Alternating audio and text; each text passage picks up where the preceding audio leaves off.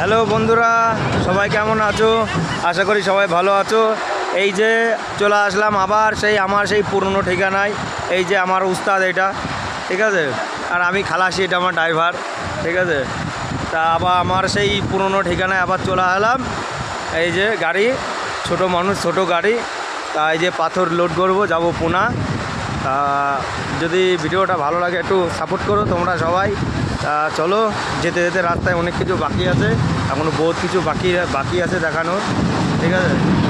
তা কীভাবে লোড হচ্ছে আমি একটু তোমাদের দেখিয়ে দিচ্ছি। অন্ধ্রপ্রদেশ থেকে লোড, যাব পুনা।